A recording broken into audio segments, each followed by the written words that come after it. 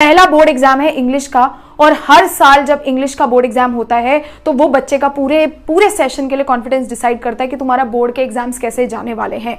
हर साल रिजल्ट में जो टॉपर से टॉपर बच्चे होते हैं वो इंग्लिश में 100 में से बात करें तो 80 में ही सिमट के रह जाते हैं, क्योंकि वो बिल्कुल गलत तरीके से पूरे साल इंग्लिश पढ़ते हैं। सेम बात करते हैं एवरेज बच्चों की, जिन्हें एक्सपेक्टेशन होती है कि हम 80 तक चले जाएंगे या 70s तक स्कोर कर लेंगे, वो बच्चा 50-60 में ही रह जाता है। और मैं बता रही हूँ इंग्लिश में बोर्ड्स में नंबर नहीं आते। जो भी तुम्हारे सीनियर्स ने तुम्हें ये गाइड किया है, अरे इंग्लिश में तो मार्क्स लाना बहुत ईजी बच्चे, it is not like that. English पढ़नी पड़ती है। अगर तुम ऐसे इंग्लिश पढ़ रहे हो, हिंदी समरी पढ़ के चले जा रहे हो कि हिंदी में चैप्टर समझ लिया कि वो तो ऐसे करता था वैसे करता था, बेटा वो इंग्लिश का पेपर है। तुम शशि थरूर नहीं हो, हर बार मैं तुम्हें बताती हूँ। तुम्हारे पास अगर सिर्फ हिंदी समरी आती है, कोई कीवर्ड्स नहीं है, कोई राइटिंग प्रैक्टिस नहीं है, और तुमने कोई ग्रामर प्रैक्टिस नहीं कर रखी है, तुम्हारे पास कोई कूल सेंटेंसेस नहीं है। What do I mean by cool sentences?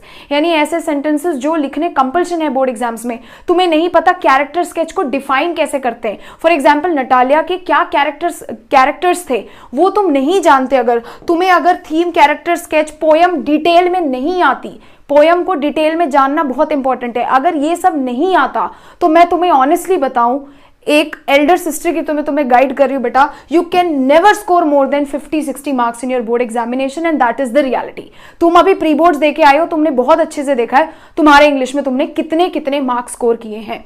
English के पेपर में बेटा ऐसा मार्क्स नहीं आते।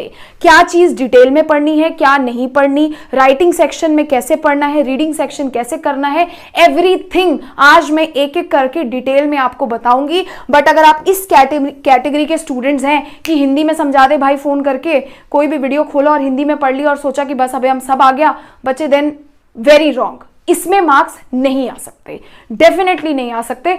तुम पास हो जाओगे, 40, 50, 60 मार्क्स ले आओगे, बट अगर तुम्हें 90 प्लस मार्क्स चाहिए, यहां पे मैं जो स्ट्रैटेजी बता रही हूं that is for 95 plus marks, कि वो कैसे लाने, वो इतना आसान नहीं है। कभी सीबीएसई का ब्लूप्रिंट देखोगे तो उसमें लिखा होता है कि वोकैबुलरी के इतने मार्क्स मिलते हैं, सेंटेंस फॉर्मेशन के इतने मार्क्स मिलते हैं, इफ समथिंग इज राइट पूरा 1 नंबर, गलत है ग्रामर में 0 मार्क्स। ये सारी चीजें आपको आज मैं इस वीडियो में बताऊंगी, ध्यान से देखना मेरी बातों को। सबसे पहले मैं लिटरेचर सेक्शन की बात करूंगी बेटा। लिटरेचर सेक्शन आपके 40 नंबर का आता है। ये 40 में से पूरे 40 मार्क्स लेने के लिए आपको कुछ चीजों का ध्यान रखना है, और वो आपने कर लिया, आपके 40 मार्क्स बेटा पूरे पक्के हो गए। ध्यान से देखेंगे। सबसे पहले बात करते हैं पोम की। जो आपके पोम होते हैं ना, मेजरली बच्चे क्या करेंगे, डिटेल में नहीं पढ़ते।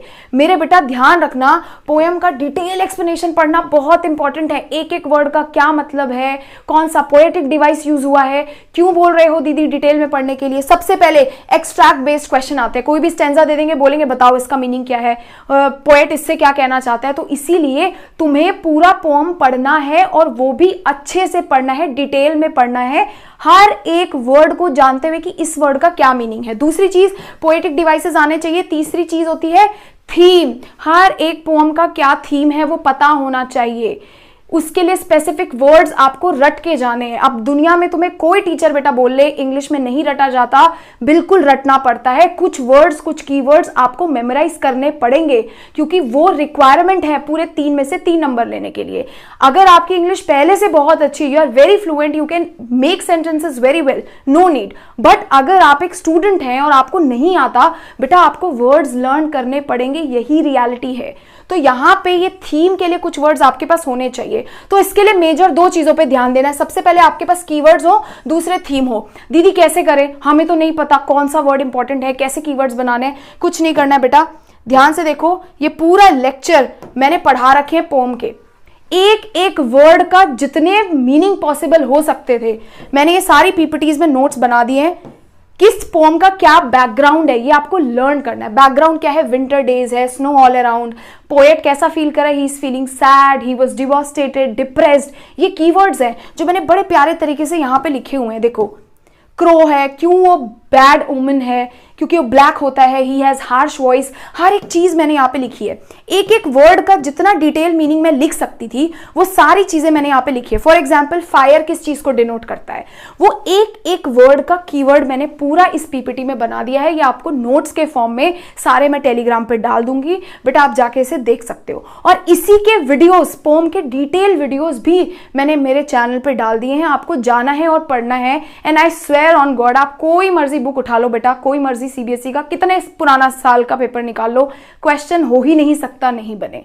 अगर आप एक बार पढ़ोगे, आप रियलाइज करोगे आपको कुछ नहीं रह गया। थीम मैंने अपने आप से तुम लोगों के लिए लिखे हैं इजी लैंग्वेज में, जिसमें वर्ड्स इजी हैं but at the same time तुम पढ़ सकते हो। फॉर एग्जांपल इस पोएम का थीम क्या है, love, mutual understanding and sympathy. 3 keywords रट लो, इसीलिए मैंने हाथ से लिखा है ताकि तुम्हारे दिमाग में बैठ जाए। ऐसे आते हैं बेटा नंबर इंग्लिश में, जो तुम्हें ये फालतू का ज्ञान देते हैं ना कि रट के नहीं होता, इंग्लिश रटी नहीं जाती। नो बाबा, you are not William Shakespeare. आप थोड़ा ऑनेस्टी के साथ रहो, ऐसे नहीं पढ़ी जाती English. You will have to invest your time in English, क्योंकि उसके लिए हमें कीवर्ड्स रटने पड़ते। This is how we fetch marks. देखो टाइगर कैसा था, हेल्पलेस था, इरिटेटेड था। ये सारी पीपीटीज बेटा आप टेलीग्राम से ले लेना, आपको मिल जाएगी। और आप इसकी डिटेल पोम के सारे लेक्चर्स मैंने पढ़ा दिए हैं, वो भी आप जाके देख सकते हो। प्लेलिस्ट लिंक में नीचे दे दूंगी।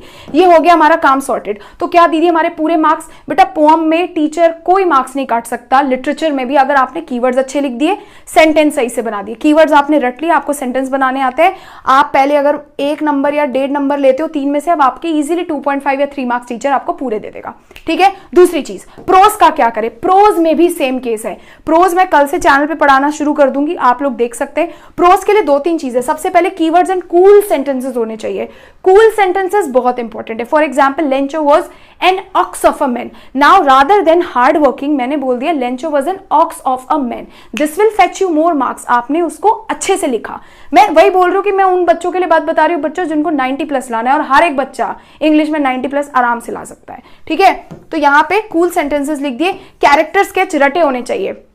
मेरे पढ़ाने का स्टाइल देखो, तो कल जब मैं वीडियो डालूंगी तो मेरे को कोई भी कैरेक्टर तुम्हें लर्न कराना है तो मैं कैसे कराती हूँ। जैसे नतालिया है, तो नतालिया कैसी है? फ्लास्क है, उसने फ्लास्क पकड़ा है। अब तुम बोलोगे दीदी फ्लास्क क्या है? बेटा फ्लास्क मतलब F से शी इज फसी, L से लव सिक, A से आर्ग्यूमेंटेटिव, S से शॉर्ट टेम्पर्ड एंड Q से क्वारलसम।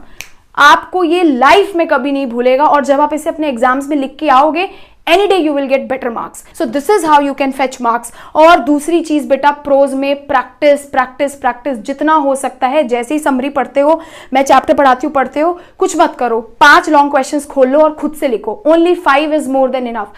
5 क्वेश्चन भी आपने खुद से बना के लिख लिए, आपको कोई जरूरत नहीं है कुछ करने की, क्योंकि इट्स ऑल अबाउट प्रैक्टिस। अगर आपको लिखने आ गए सेंटेंसेस, काम बन जाएगा। मुझे लिख लिख के भेजा करो, मैं चेक कर लिया करूंगी, कोई टेंशन नहीं है। ये हुआ लिटरेचर पोर्शन डन। अब देखते हैं बेटा राइटिंग सेक्शन।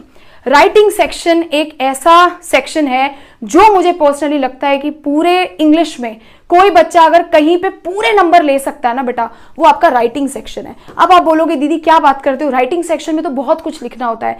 बेटा पूरे क्वेश्चन पेपर में केवल एक राइटिंग सेक्शन ही ये होता है जो आपको पता होता है कि क्या आएगा।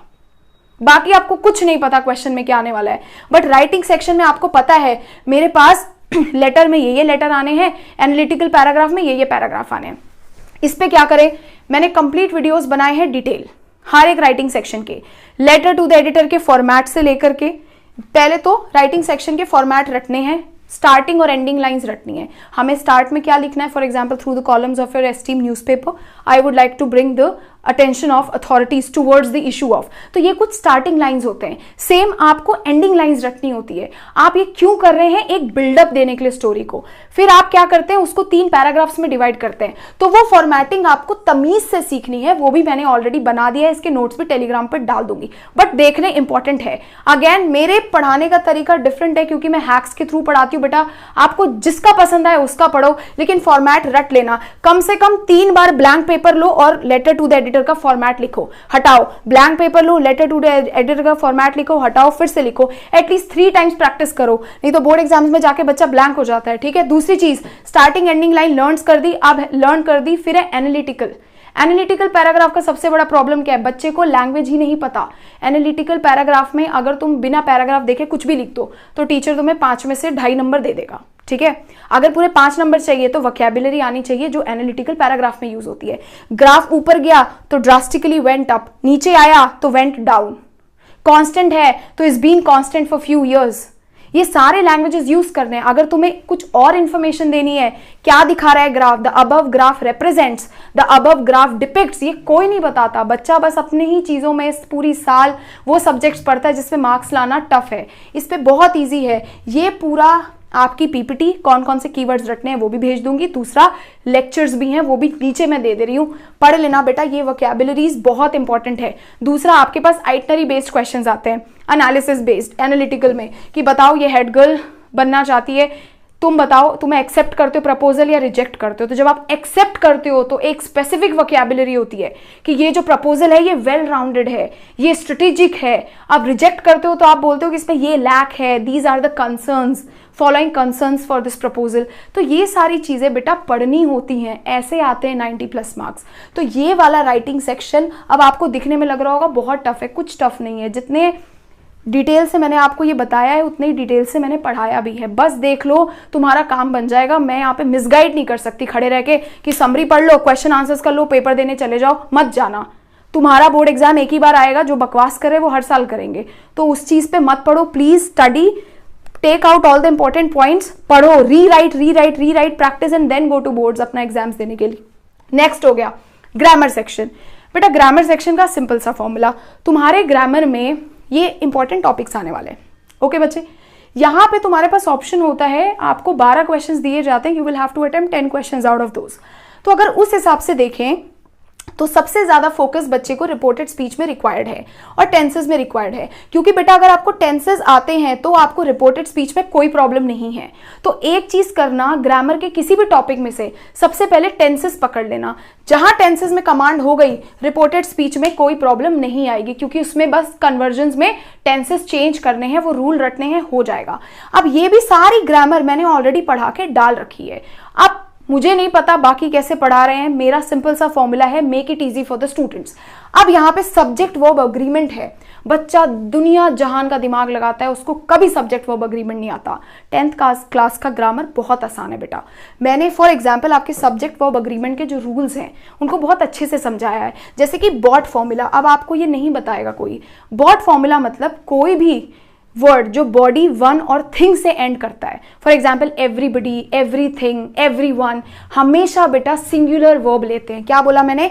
बॉट फॉर्मूला, कोई भी बॉडी वन थिंग से एंड करता है तो सिंगुलर वर्ब, यानी एवरीबडी हैज होगा, एवरीबडी हैव कभी नहीं होगा। पिछले 5 साल के सीबीएसई के क्वेश्चन पेपर निकालना, सब्जेक्ट वर्ब अग्रीमेंट का तुमको यही क्वेश्चन पिछले 5 सालों में बैक टू बैक रिपीटेड दिखेगा। So this is how you crack the grammar rules. तो कुछ मत करो, बस ये ग्रामर के वीडियोस देखो। इसके लिए मैं तुम्हारे लिए शीट बना के टेलीग्राम पे डाल दूंगी, जो वीडियोस देख लोगे, जस्ट प्रैक्टिस शीट्स, ठीक है। कॉन्फिडेंस कैसे बनाए ग्रामर में, एक ही तरीका है, लास्ट 5 ईयर के क्वेश्चन पेपर्स को देखो, क्योंकि कई बार क्या होता है ग्रामर में हम ओवरवेल्म होकर के कुछ भी पढ़ने लग जाते हैं। बेटा आपके पास fill in the blanks, optional, इस तरीके के क्वेश्चंस आते हैं जो आप बहुत आसानी से कर दोगे, ठीक है। तो इसीलिए ये सारे वीडियोस देख लेना।